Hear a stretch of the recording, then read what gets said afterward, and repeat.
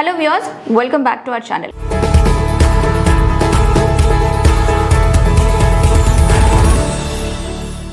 Present తెలంగాణలో engineering admission process అయితే నడుస్తుంది. అయితే ఈ ఇయర్ పేరెంట్స్ లో ఒక రేంజ్ లో కన్ఫ్యూజన్ ఉందని చెప్పాలి. ఎందుకంటే అడ్మిషన్స్ ఎలా జరుగుతాయి, కాలేజ్ ఫీజులు ఎలా ఉంటాయి, అసలు వెబ్ ఆప్షన్స్ ఎలా ఇవ్వాలి అని పేరెంట్స్ అందరూ కూడా కొంచెం టెన్షన్ పడిపోతూ ఉంటారు.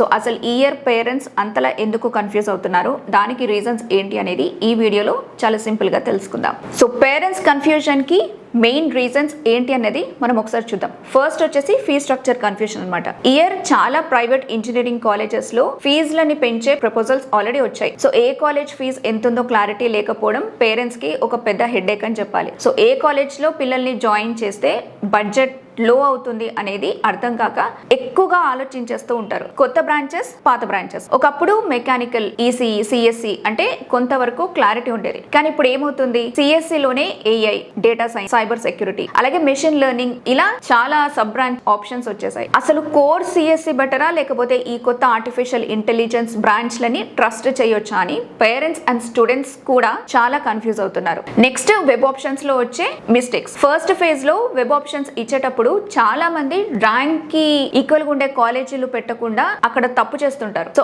ఆప్షన్స్ అనేవి సరిగ్గా ఇవ్వకపోవడం వల్ల ఏమవుతుందంటే ఇన్ కేస్ మంచి ర్యాంక్ వచ్చినా కూడా అక్కడ సీట్ రాదు, లేకపోతే మంచి ఇన్ఫ్రాస్ట్రక్చర్ లేని కాలేజ్ లో జాయిన్ అవ్వాల్సి వస్తుంది. అప్పుడు పేరెంట్స్ కి ఏం చేయాలో అర్థం కాదు. నెక్స్ట్ వచ్చేసి రౌండ్ ల కన్ఫ్యూజన్. ఫస్ట్ రౌండ్ లో సీట్ వస్తే సెకండ్ రౌండ్ కి వెళ్ళాలా వద్దా, ఒకవేళ వెళ్తే ఈ పాత సీట్ ఉంటుందా పోతుందా, అసలు ఏంటి సెల్ఫ్ రిపోర్టింగ్ అంటే ఏంటి. సో ఇలాంటి టెక్నికల్ రూల్స్ సరిగ్గా అర్థం కాకపోవడం వల్ల పేరెంట్స్ లో ఆ టెన్షన్ అనేది ఇంకా ఎక్కువైపోతుంది. సో కౌన్సిలింగ్ లో పేరెంట్స్ కి చిన్న అడ్వైస్ ఏంటంటే, కౌన్సిలింగ్ ప్రాసెస్ చూసి అస్సలు భయపడకండి. మీ పిల్లల ర్యాంక్ ని బట్టి లాస్ట్ ఇయర్ కట్ ఆఫ్స్ ని ఒకసారి అబ్జర్వ్ చేయండి. అండ్ వెబ్ ఆప్షన్స్ ఇచ్చేటప్పుడు కూడా టాప్ కాలేజీల నుంచి ఆర్డర్లు లిస్ట్ అవుట్ చేసుకుంటూ రండి. అంతేగాని ఒకరెవరు చెప్పారు లేకపోతే సజెస్ట్ చేశారని చెప్పి మీకు అసలు ఐడియా లేని కాలేజ్లు, సరిగ్గా తెలుసుకోలేని కాలేజ్లని లిస్ట్ లో అస్సలు యాడ్ చేయకండి. సో రూల్స్ ని కరెక్ట్ గా ఫాలో అయితే నిజంగా ఎలాంటి ఇబ్బంది లేకుండా మంచి కాలేజ్ లోని మీ పిల్లలకి సీట్ వస్తుంది. సో ఈ వీడియో కనుక మీకున్న కన్ఫ్యూజన్ ని కొంచెమైనా తగ్గించి ఉంటే ఖచ్చితంగా వీడియోని లైక్ చేయండి. అండ్ మీ ఫ్రెండ్స్ అండ్ ఫ్యామిలీతో ఇంజనీరింగ్ అడ్మిషన్స్ కోసం చూస్తున్న పేరెంట్స్ కి ముఖ్యంగా వాళ్ళతో వీడియోని షేర్ చేయండి.